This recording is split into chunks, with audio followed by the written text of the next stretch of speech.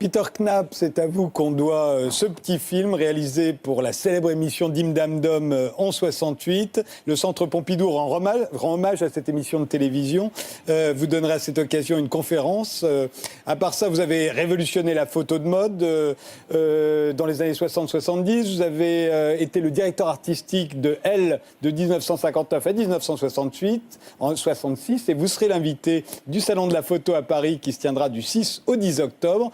Vous, j'aimerais bien qu'on essaye de comprendre ce que c'est que la mode, mais aussi le style, l'esthétique des années 2000. J'ai demandé également, pour nous y aider, de venir à Marion Lavenne, qui est directrice conseil pour le bureau de style Martine Le Herper, qui étudie les tendances, et Pascal Montfort, qui étudie lui aussi les comportements pour une célèbre marque de chaussures de sport, enseigne l'histoire et la sociologie de la mode, et qui est le chanteur, accessoirement, du groupe The Shoppings. Pascal Montfort, vous voyez, vous, ce que c'est que la mode des années 2000 ?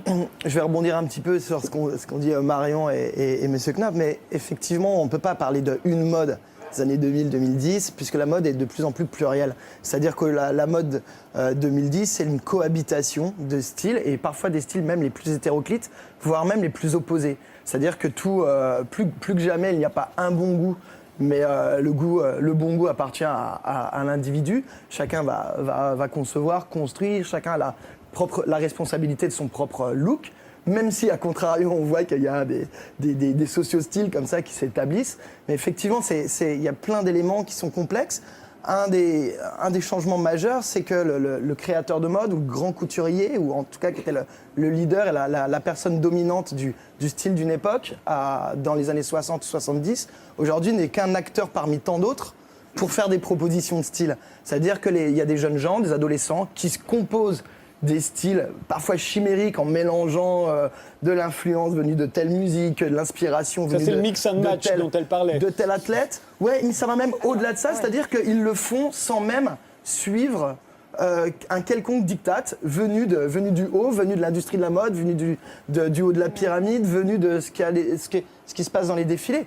Énormément de gens adorent se composer un style et survolent à peine les conseils qui vont être donnés dans les magazines. Et à contrario, effectivement, on n'a jamais lu autant de magazines. Enfin, tout ça est mélangé, mais en fait, il y a une espèce de juge-arbitre, plus une situation économique qui fait qu'effectivement, les maisons doivent vendre, plus un besoin de la part des marques, plus des créateurs de marquer leur empreinte et de se faire remarquer dans un monde de la mode, en tout cas, qui est hyper concurrentiel.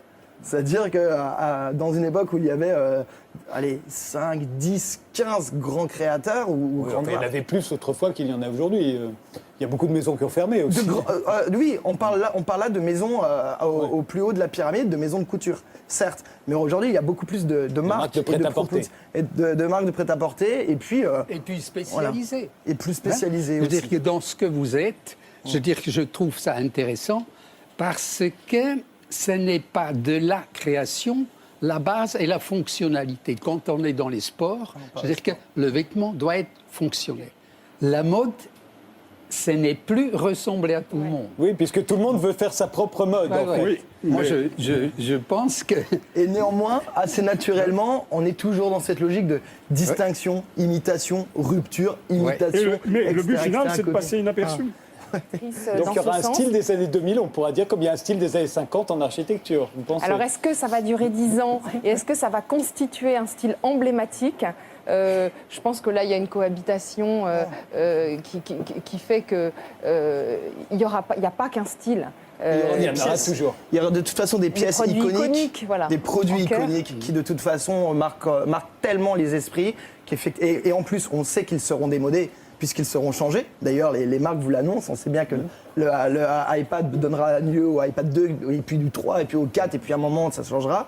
Donc il y aura comme ça, de la même façon, des signes architecturaux, des objets, des vêtements tellement cultissimes à une époque donnée, comme un sac Vanessa Brun, enfin des choses comme ça, que effectivement, on dira le même titre que des personnalités. Une Lady Gaga dans une campagne, on dira si elle est dans une campagne, c'était entre 2000 et 2010, parce qu'elle aura sans doute disparu, ou alors peut-être pas, mais ça m'étonnerait qu'il y ait le phénomène Madonna comme ça sur un siècle. Merci tous les 6.